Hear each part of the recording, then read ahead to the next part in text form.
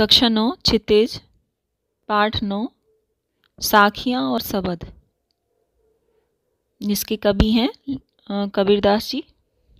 सबसे पहले हम कबीरदास जी के बारे में जान लेते हैं। यहाँ पर आप चित्र देख रहे हैं स्क्रीन पर, ये कबीरदास जी हैं। कबीर के जन्म और मृत्यु के बारे में अनेक किंवदंतियाँ प्रचलित हैं। इसका मतलब यह है कि अनेक लोगों के मुंह से इनके जन्म और मृत्यु के बारे में सुना गया है, प्रामाणिक नहीं है। कहा जाता है कि सन 1398 में काशी में उनका जन्म हुआ और सन 1518 के आसपास मगहर में देहांत। तो आपको याद रखना है कि सन 1398 में काशी में इनका जन्म हुआ और मृत्यु देहांत 1518 मगहर में। कवि ने विधिवत शिक्षा नहीं पाई थी, परंतु सत्संग, अच्छी लोगों की संगत, पर्यटन तथा अनुभव से उन्होंने ज्ञान प्राप्त किया था। भक्तिकालीन निर्गुण संत परंपरा के प्रमुख कवि। अब यहाँ पर आप ध्यान दीजिए, निर्गुण संत परंपरा के, सगुण और निर्गुण दो तरह की भक्ति होती है, सगुण और निर्गुण। तो जो सगुण यानी साकार मूर्ति पूजा आदि को मानते हैं वो सगुण भक्ति होती है, और जो इन सब चीज़ों को नहीं मानते वो निर्गुण भक्ति होती है। तो ये निर्गुण संत परंपरा के प्रमुख कवि, प्रमुख स्थान है इनका, शीर्षस्थ स्थान है। प्रमुख कवि कबीर की रचनाएं मुख्यतः कबीर ग्रंथावली में संग्रहित हैं, किंतु कबीर पंथ में उनकी रचनाओं का संग्रह बीजक ही प्रामाणिक माना जाता है। तो इनका जो प्रामाणिक ग्रंथ है वो बीजक है, और इसके भी 3 अंग हैं बीजक के, साखी, सबद और रमैनी। ये आप याद रखिएगा। कुछ रचनाएं इनकी गुरु ग्रंथ साहब में भी संकलित हैं, जो सिखों का ग्रंथ है।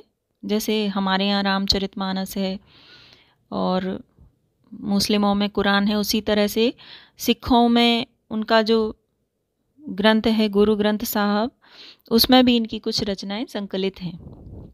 कबीर अत्यंत उदार, निर्भय, किसी से डरते नहीं थे तथा सदगृहस्थ संत थे। राम और रहीम की एकता में विश्वास रखने वाले कबीर ने ईश्वर के नाम पर चलने वाले हर तरह के पाखंड, भेदभाव और कर्मकांड का खंडन किया है। ये इन सब चीज़ों का विरोध करते थे। उन्होंने अपने काव्य में धार्मिक और सामाजिक भेदभाव से मुक्त मनुष्य की कल्पना की। ईश्वर प्रेम, ज्ञान तथा वैराग्य, गुरु भक्ति, सत्संग और साधु महिमा के साथ आत्मबोध और जगत बोध की अभिव्यक्ति इनके काव्य में हुई है। कबीर की भाषा सहजता ही उनकी काव्यात्मकता की शक्ति है। जन भाषा के निकट होने के कारण उनकी काव्य भाषा में दार्शनिक चिंतन को सरल ढंग से व्यक्त करने की ताकत है। इनकी भाषा सदुक्कड़ी भाषा है, लगभग सभी तरह के शब्दों का प्रयोग है इनकी भाषा में, इसलिए इनकी भाषा को सदुक्कड़ी या खिचड़ी भाषा भी कहा जाता है। तो आप ध्यान रखिएगा, इस पर प्रश्न भी बनता है। और ये अपनी बात को साफ एवं 2 टूक शब्दों में प्रभावी ढंग से कहने में समर्थ थे। बन पड़े तो सीधे सीधे, नहीं तो दरेरा देकर, ये इनके लिए प्रचलित है। हजारी प्रसाद द्विवेदी ने तो कबीरदास जी को वाणी का डिटेक्टर कहा है। इस पर भी प्रश्न आता है कि वाणी का डिटेक्टर किसने कहा है कबीरदास जी को। तो हजारी प्रसाद द्विवेदी जी ने इनको वाणी का डिटेक्टर कहा है। इनके गुरु थे स्वामी रामानंद। अब जो आपकी पुस्तक में जो साखियाँ और सबद दिए गए हैं उनके बारे में, यहाँ संकलित साखियों में प्रेम का महत्व, संत के लक्षण, ज्ञान की महिमा, बाह्य आडंबरों का विरोध आदि भावों का उल्लेख हुआ है। पहले सबद में बाह्य आडंबरों का विरोध एवं अपने भीतर ही ईश्वर की प्राप्ति का संकेत है, तो दूसरे सबद में ज्ञान की आंधी के रूपक के सहारे ज्ञान के महत्व का वर्णन है। कबीर कहते हैं कि ज्ञान की सहायता से मनुष्य अपनी दुर्बलताओं से मुक्त होता है, अपनी कमियों से मुक्त होता है ज्ञान की सहायता से। तो हम इनकी जो साखियाँ दी गई हैं पाठ में, इनको समझ लेते हैं, इनका अर्थ समझ लेते हैं। जब भी हम किसी पद्य की व्याख्या लिखते हैं तो उसमें सबसे पहले संदर्भ लिखते हैं, फिर प्रसंग लिखते हैं, फिर व्याख्या और फिर काव्य सौंदर्य। तो यहाँ पर सबसे पहले जो पद्य दिया गया है, मान सरोवर सुभर जल, हंसा केलि कराहि, मुक्ता फल मुक्ता चुगे, अब उड़े अनंत न जाहि। तो इसमें इसका संदर्भ होगा, आप इसको ध्यान से सुनिएगा और सभी बच्चों को मुझे रफ कॉपी पर ये सब लिख के भेजना है ग्रुप पर। इसके संदर्भ में हम लिखेंगे, संदर्भ सभी में लगभग एक सा ही रहेगा। इसके संदर्भ में हम लिखेंगे प्रस्तुत पद्यांश हमारी पाठ्य पुस्तक क्षितिज के साखियाँ एवं शबद नामक पाठ से लिया गया है। इसके रचयिता कबीरदास जी हैं। तो ये संदर्भ सभी में एक जैसा ही रहेगा। आपको ये संदर्भ लिखना है सबसे पहले। इसके बाद हम प्रसंग लिखते हैं। प्रसंग में हम क्या लिखेंगे कि जिस पद्यांश की व्याख्या कर रहे हैं उसमें क्या बताया गया है उसको एक लाइन में लिखना है हमें। तो इसका प्रसंग है, प्रस्तुत पद्यांश में मन रूपी सरोवर के आनंद के क्षणों का वर्णन किया गया है। अब हम इसकी व्याख्या करेंगे। व्याख्या भी दो प्रकार से करनी होती है। एक तो पद्य का जो सीधा सीधा अर्थ निकल रहा है उसको बताना, और दूसरा उसमें भावार्थ क्या छुपा हुआ है, मतलब उन लाइनों की सहायता से कवि ने क्या कहना चाहा है, ये होता है भावार्थ। तो अर्थ और भावार्थ दोनों हम लिखते हैं व्याख्या में। मानसरोवर सुभर जल, तो कबीरदास जी कह रहे हैं कि मानसरोवर झील स्वच्छ जल से लबालब भरी हुई है, स्वच्छ जल से परिपूर्ण है, स्वच्छ जल से भरी हुई है। हंसा केली कराही, और उसमें हंस क्रीड़ा करते हुए, हंसा केली कराही और उसमें हंस क्रीड़ा कर रहे हैं, खेल रहे हैं। मुक्ता फल मुक्ता चुगे, अब उड़े अनंत न जाहे, और सभी हंस, मुक्ता यहाँ मोती से कहा गया है, मोतियों को चुग रहे हैं और ऐसे आनंददायक स्थान को छोड़कर कहीं और नहीं जाना चाहते। अब उड़े अनंत न जाएं, इतने अच्छे स्थान को छोड़कर हंस कहीं और नहीं जाना चाहते। तो ये तो हुआ इसका अर्थ। अब हम इसका भावार्थ देख लेते हैं।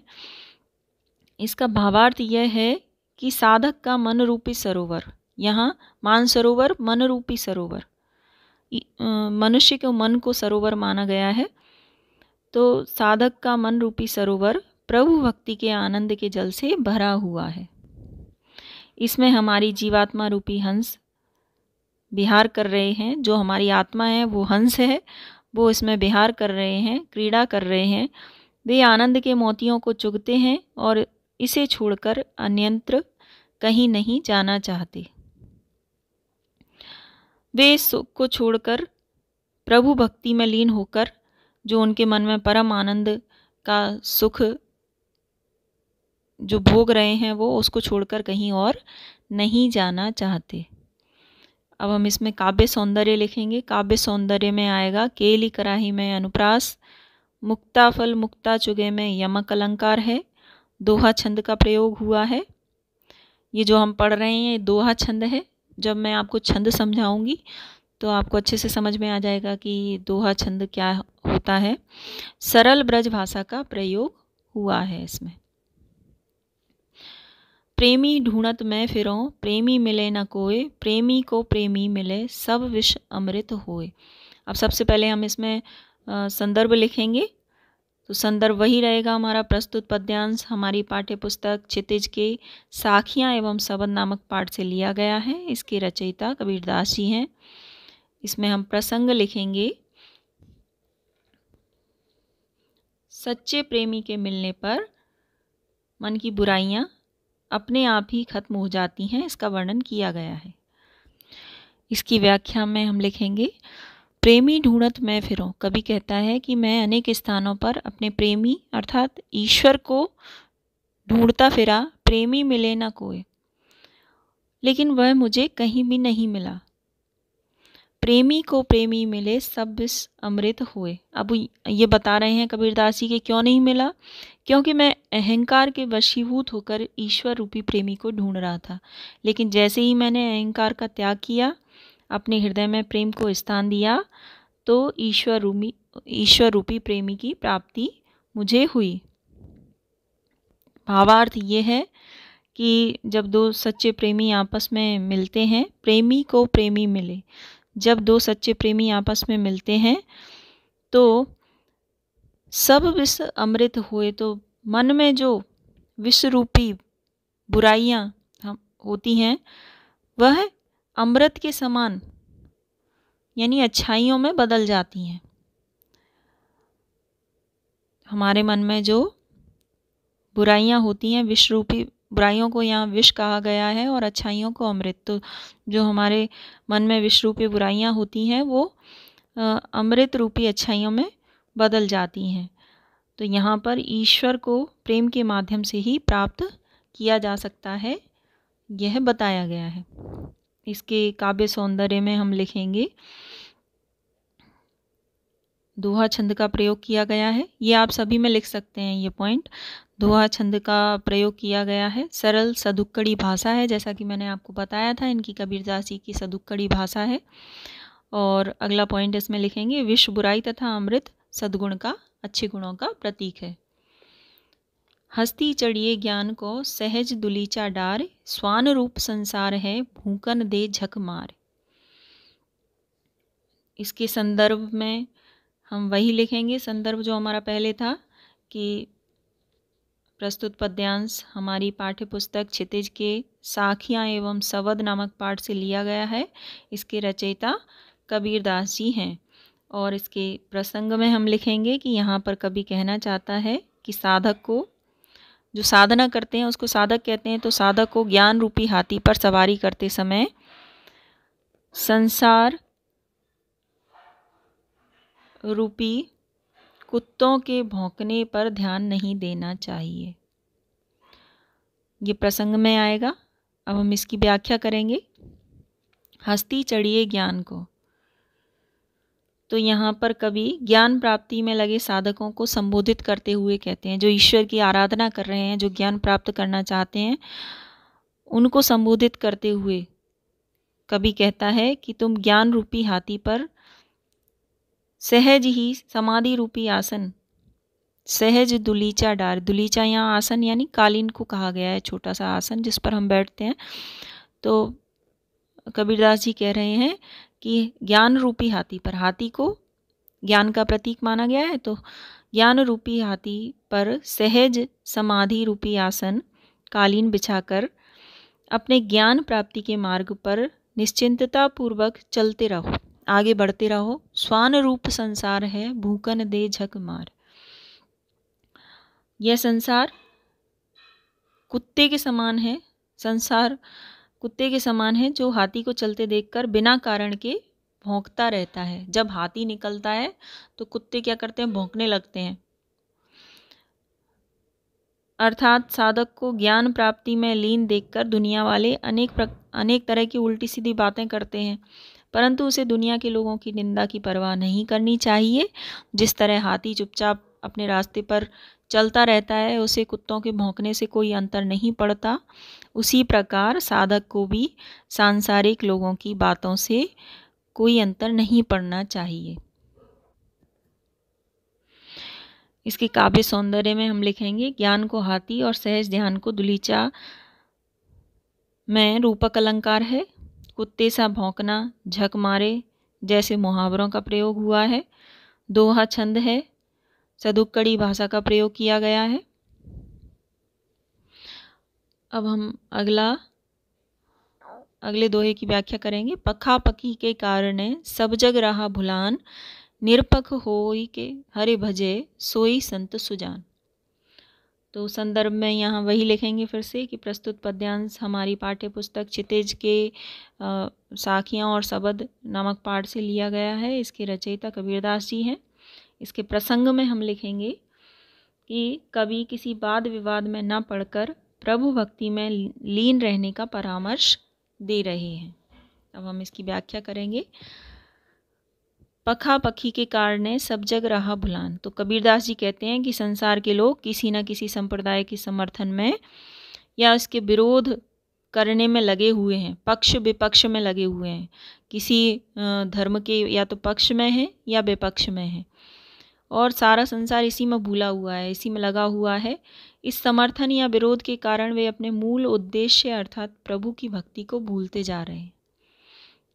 धर्म के कारण आपस में लड़ रहे हैं और जो उनका वास्तविक लक्ष्य है ईश्वर की भक्ति उसको भूल रहे हैं। निरपक होई के हरे भजे सोई संत सुजान, जबकि वास्तविक ज्ञानी या सज्जन वह है सोई संत सुजान, जबकि वास्तविक ज्ञानी या सज्जन वह है जो संप्रदायों के ऊपर उठकर निष्पक्ष होकर ईश्वर का भजन करते हैं।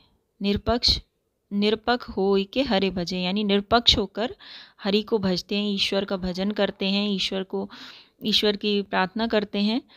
तो यहाँ पर कबीरदास जी ने यही कहा है कि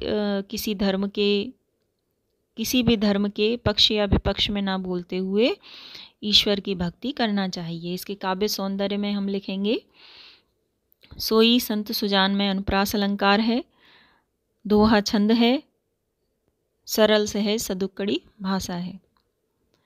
हिंदू मुआ राम कहे मुसलमान खुदाई, कहे कबीर सो जीवता जो दोह के निकट न जाए।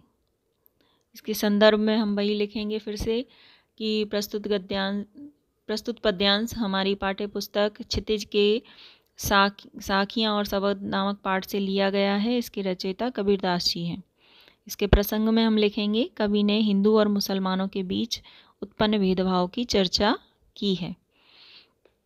तो कवि कहते हैं कि हिंदू मुआ राम कहे मुसलमान खुदाए, हिंदू राम का नाम जपते हुए और मुसलमान खुदा की बंदगी करते हुए मर मिटे, आने वाली पीढ़ी के लिए कट्टरता छोड़ गए।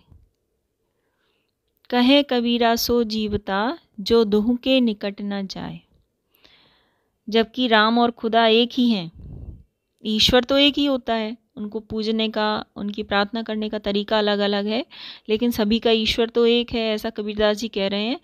जो राम और खुदा के चक्कर में न पड़कर प्रभु की भक्ति अर्थात मानवता को अपनाता है, वही सच्चे रूप में जीवित है और सच्चा ज्ञान प्राप्त कर सकता है। तो कबीरदास जी कह रहे हैं कि वही जीवित है, कहें कबीर सो जीवता, वही जीवित है जो दोहू के निकट न जाए, इन दोनों के चक्कर में न पड़ते हुए ईश्वर की भक्ति में लीन रहे और सच्चे ज्ञान को प्राप्त करे। इसके काव्य सौंदर्य में हम लिखेंगे कहे कबीर में अनुप्रास अलंकार है, दोहा छंद है, सदुक्कड़ी भाषा का प्रयोग हुआ है। कावा फिरे काशी भया राम ही भया रहीम, मोट चून मैदा भया बैठ कबीरा जीम।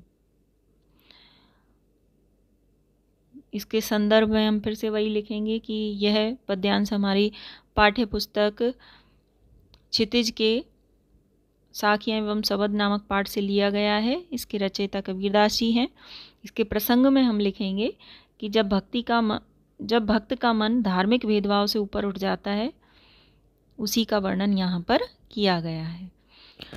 इसकी व्याख्या में हम लिखेंगे कि कबीरदास जी कहते हैं कि जब मैं साधना की चरम अवस्था में पहुँच गया तो कावा फिर काशी भया, तो फिर मेरे लिए काबा ही काशी हो गया। काबा जो मुसलमानों का तीर्थ है और काशी हिंदुओं का तीर्थ है, तो इनके लिए दोनों एक ही हो गए। राम ही भया रहीम, और राम और रहीम में कोई भेद नहीं रहा मेरे लिए। मैं इन सब चीज़ों से ऊपर उठ गया। मोट चून मैदा भया, जिस मोटे आटे को मैं खाने लायक नहीं समझ रहा था, उस भेदभाव के मिट जाने के कारण अब वही बारीक मैदा हो गया। मोट चून मैदा भया बैठ कबीरा जी, और जिसे आराम से मैं खा रहा हूँ, अर्थात मेरे मन से सांप्रदायिकता का भेदभाव या दुर्भावना समाप्त हो गई। इसके काव्य सौंदर्य में हम लिखेंगे हिंदू मुसलमान का नाम न लेकर उनकी मान्यताओं काबा काशी राम रहीम के से संकेत किया गया है। मोट चून मैदा भया दैनिक जीवन का उदाहरण है। यहाँ पर दोहा छंद है, सदुक्कड़ी भाषा का प्रयोग हुआ है। ऊंचे कुल का जन्मिया जे करनी ऊंच न होई, सुबिरन कलश सुरा भरा साधु निंदा सोई। इसके संदर्भ में हम वही लिखेंगे कि प्रस्तुत पद्यांश हमारी पाठ्य पुस्तक क्षितिज के साखियाँ और शबद नामक पाठ से लिया गया है। इसके रचयिता कबीरदास जी हैं।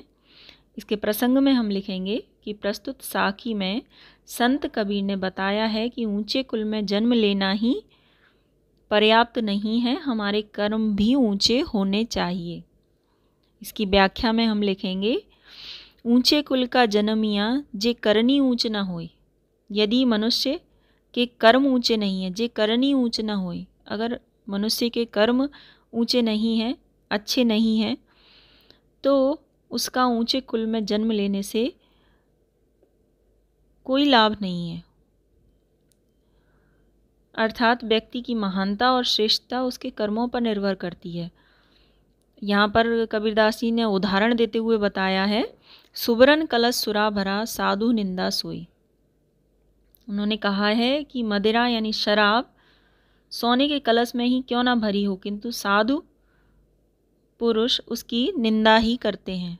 जो साधु संत होते हैं वो उसकी निंदा ही करेंगे, भले ही वो स्वर्ण के कलश में क्यों ना रखी हो, क्योंकि शराब की प्रशंसा केवल इसलिए नहीं की जा सकती कि वह स्वर्ण के कलश में भरी हुई है। इसके काव्य सौंदर्य में हम लिखेंगे, कर्म के महत्व का प्रतिपादन किया गया है, दोहा छंद है, अनुप्रास अलंकार है, शांत रस का प्रयोग हुआ है और सदुक्कड़ी भाषा है।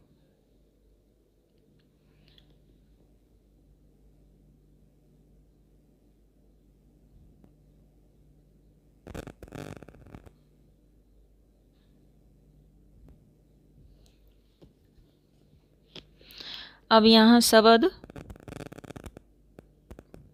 का जो पहला पद्यांश है, मुको कहाँ ढूंढे बंदे मैं तो तेरे पास में, ना मैं देवल ना मैं मस्जिद ना काबे कैलाश में, ना तो कौन है क्रिया कर्म में नहीं योग वैराग में, खोजी होए तो तुरते मिले हों पल भर की तलाश में, कहे कबीर सुनो भाई साधु सब श्वासों की श्वास में। इसके संदर्भ में हम लिखेंगे कि प्रस्तुत पद्यांश हमारी पाठ्य पुस्तक क्षितिज के साखियाँ और शब्द नामक पाठ से लिया गया है। इसके रचयिता कबीरदास जी हैं। इसके प्रसंग में हम लिखेंगे, इस पद में कबीरदास जी ने स्पष्ट किया है कि परमपिता परमात्मा तो कण कण में व्याप्त हैं, अतः उन्हें कहीं बाहर खोजना व्यर्थ है। इसकी व्याख्या में हम लिखेंगे, कबीरदास जी कह रहे हैं कि परमात्मा का मनुष्य से कहना, ईश्वर कहता है मोको कहाँ ढूंढे बंदे, कि मुझे कहाँ कहाँ ढूंढ रहे हो तुम, मैं तो तेरे पास में, मैं तो तुम्हारे ही पास में हूँ। ना मैं देवल ना मैं मस्जिद, ना तो मैं देवल यहाँ मंदिर के लिए, देवल का अर्थ है मंदिर, तो ना तो मैं मंदिर में रहता हूँ, ना मैं मस्जिद और ना ही मैं मस्जिद में, ना काबे कैलाश में और ना ही काबा और कैलाश में रहता हूँ, ना तो कौने क्रिया कर्म में, किसी भी प्रकार के कर्म कांड या धार्मिक अनुष्ठान करके भी मुझे नहीं पाया जा सकता, नहीं योग वैराग में और ना ही मुझे योगी बनकर या वैरागी बनकर खोजना चाहिए। खोजी होए तो तुरंत ही मिले हों, अगर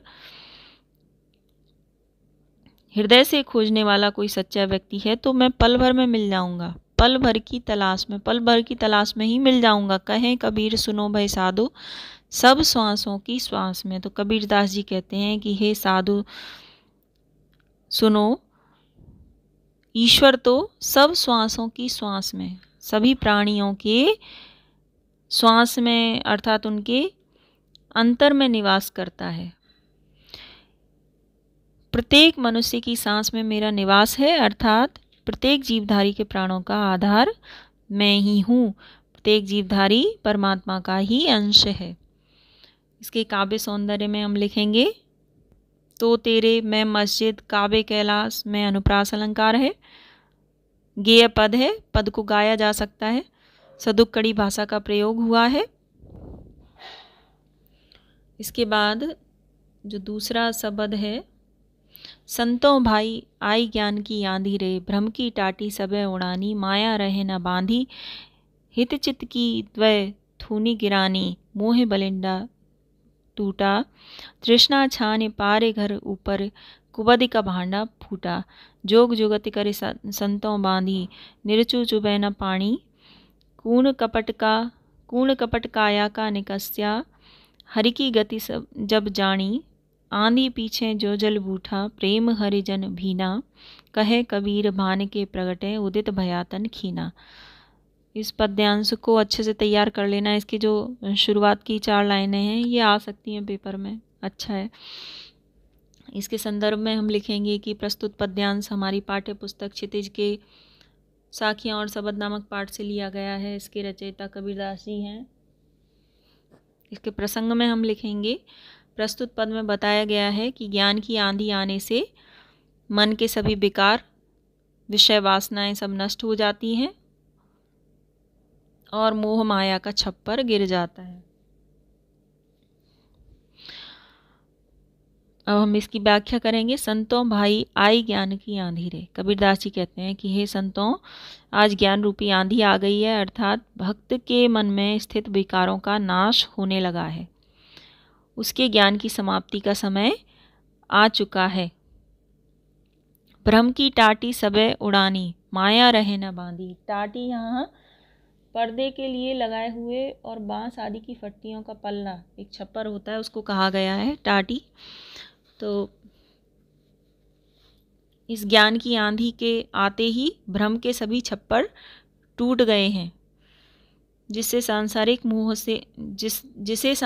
मोह ने बांध रखा था, वो सारे भ्रम के सभी छप्पर टूट गए हैं। तात्पर्य यह है कि ज्ञान की आंधी के आते ही सभी मानवीय धोखे उसी प्रकार खत्म हो जाते हैं जैसे जीवात्मा ज्ञानवान हो जाती है। जैसे आंधी के आने से सभी छप्पर टूट जाते हैं और सब कुछ नष्ट हो जाता है।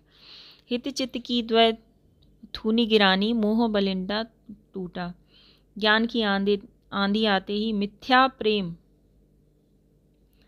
प्रेम और द्वैत रूपी खंबा और मोह रूपी बलियां भी नष्ट हो चुकी हैं,